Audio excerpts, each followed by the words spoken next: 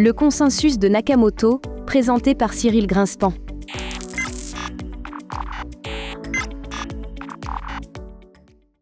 Actuellement, les nœuds du réseau Bitcoin ne transmettent pas les blocs orphelins. Cependant, imaginons qu'ils puissent le faire. Envisageons même que les mineurs soient encouragés à transmettre ces blocs en modifiant la règle qui régit la blockchain principale. En cas d'égalité entre deux blockchains, nous devrions choisir celle qui contient le plus de preuves de travail en tenant compte également des blocs orphelins à condition qu'ils aient un ancêtre dans la blockchain considérée. Cela constituerait en quelque sorte un renforcement du principe établi par Satoshi Nakamoto. Si, après avoir pris en compte les blocs orphelins, il y a toujours une égalité entre deux blockchains ayant les mêmes caractéristiques, un nœud choisirait, comme c'est le cas aujourd'hui, celle qui lui a été transmise en premier. Dans ce cas, la quantité clé pour comparer deux stratégies de minage ne serait plus espérance de R divisé par espérance de H, mais espérance de R divisé par espérance de grand D, où R représenterait toujours le nombre de blocs ajoutés à la blockchain officielle par le mineur au cours d'un cycle, et D représenterait la progression de la valeur de la fonction dite de difficulté au cours de la même période. Nous aurions alors D égale H plus U, où U désignerait le nombre de blocs orphelins découverts durant ce cycle.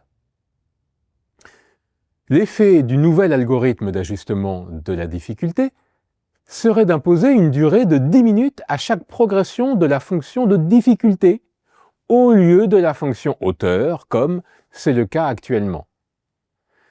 Comme précédemment, cela signifierait qu'une stratégie de minage serait plus rentable que la stratégie honnête, si et seulement si espérance de R moins QD strictement positif. Cette situation nous amène à considérer un autre jeu de pile ou face pour analyser la rentabilité des différentes stratégies de minage. Au cours de ce jeu, le joueur accumule régulièrement des jetons qu'il peut, sous certaines contraintes, convertir en argent sonnant et trébuchant, en euros, mettons. À chaque instant, le joueur dispose d'au plus 3 actions possibles. Lancer. Un croupier lance une pièce de monnaie truquée en faveur de la banque. La possibilité d'obtenir pile et Q. Si le résultat est pile, le joueur gagne un jeton et ne paye rien. Si le résultat est face, la banque gagne un jeton et le joueur verse Q au croupier. Action écrasée. Celle-ci n'est possible que si le joueur, respectivement la banque, possède A, respectivement H jetons avec A strictement plus grand que H. Dans ce cas, la banque perd H jetons, le joueur perd H plus 1 jeton, mais gagne H plus 1 euro et donne aussi Q fois H plus 1 euro au croupier. Son résultat net est donc 1 moins Q facteur de H plus 1 euro. Enfin, dernière action, abandon. La banque et le joueur perdent tous leurs jetons. Cette action ne coûte rien aux joueurs.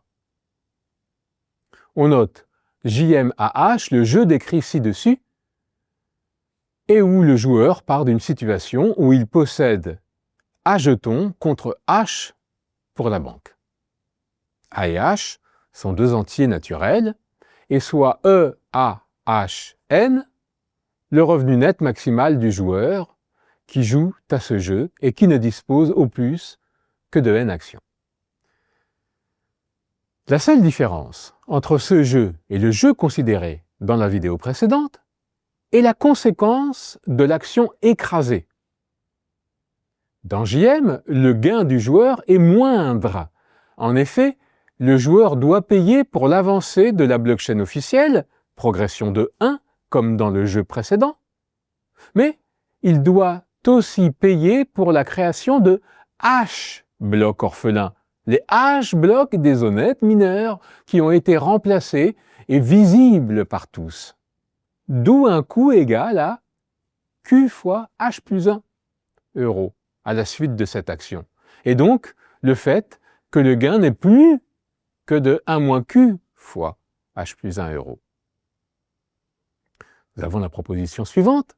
Le jeu JM00 n'est pas biaisé au profit du joueur. La démonstration est particulièrement simple.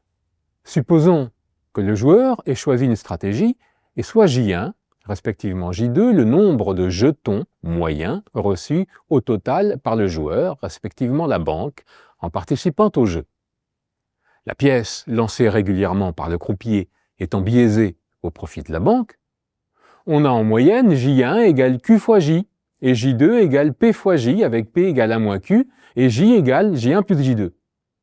Donc, P fois J1 égale Q fois J2.